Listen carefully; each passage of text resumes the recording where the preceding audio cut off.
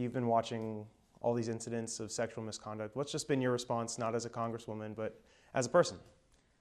Well, first as a woman, but as a former chair of the Equal Employment Opportunity Commission, who wrote the guidelines on sexual harassment.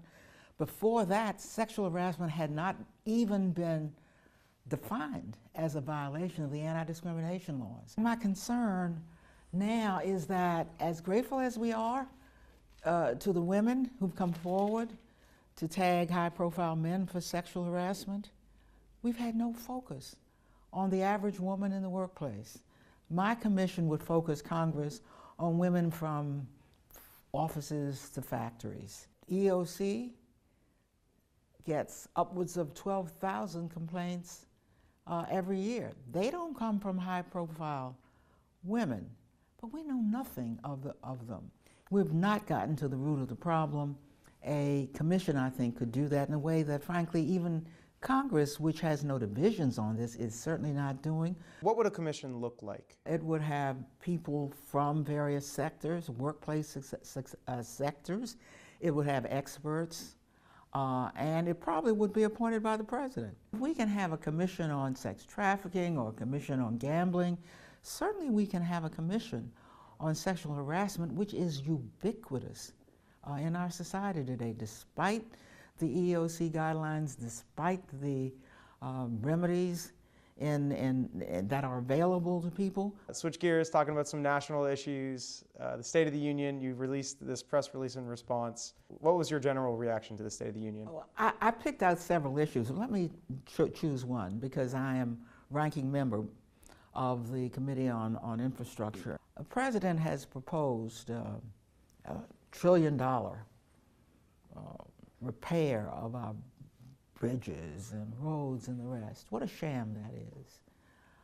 80% of the funds of these bills, ever since Eisenhower created a nationwide road network we're so proud of, have come from the federal government. His $1.2 trillion would come mostly from the states and localities. So I regard his infrastructure bill as a complete sham, and it has no support among either Republicans or Democrats here in the House, and yet he featured it in his State of the Union speech. So what do you see happening with infrastructure? I see nothing happening with infrastructure because this Congress isn't doing very much, but certainly not on the basis of what he's put forward. We haven't raised the gas tax in 25 years, and that is the seed of the problem. Look what the states have done, including the District of Columbia, raised gas taxes in almost a quarter of the state, half the states of the Union. Let's talk about some local issues. Amazon, namely, DC made the list, as well as some other jurisdictions in our area. In your eyes, is it likely that they'll come to DC? I think we've got a decent chance because of the well-educated nature of our workforce and because the region has gotten together on Amazon. They're not competing one against another. DC competing against Virginia, competing against Maryland, because guess what? This is one region, so if Maryland gets it, DC is going to get some of the jobs too. Let's talk about the shooting of Bijan Gezar. You met with his parents, right? Yes. You are pushing for a bill that would mandate that federal officers wear body cameras. Why is this important to you?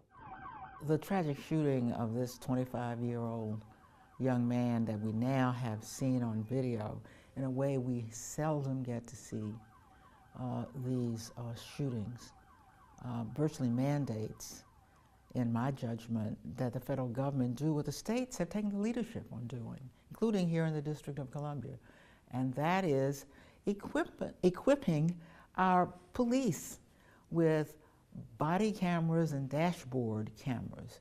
Who does that protect? Frankly, equally, the police as well as would-be victims.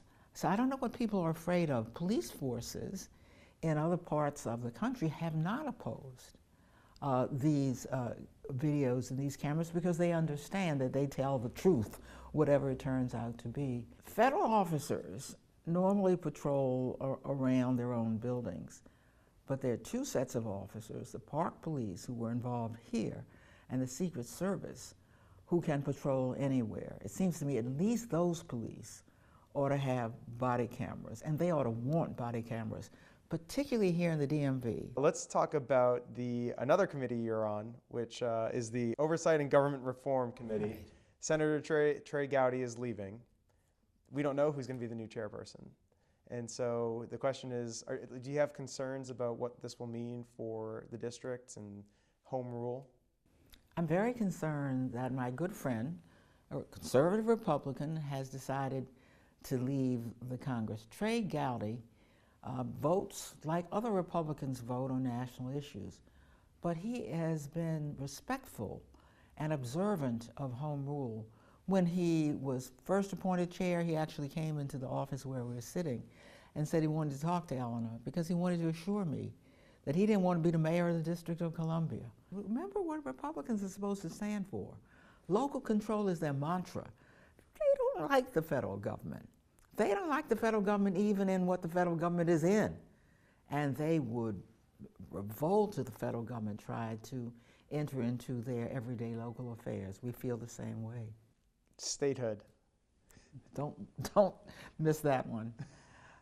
We've been talking about it for forever. Well, is it likely to happen this time? You will not get statehood as long as Republicans are in charge of the House, the Senate, and the executive. That's why you build during periods like that. You said before you think one day it will be possible. Oh, there's no question it'll happen.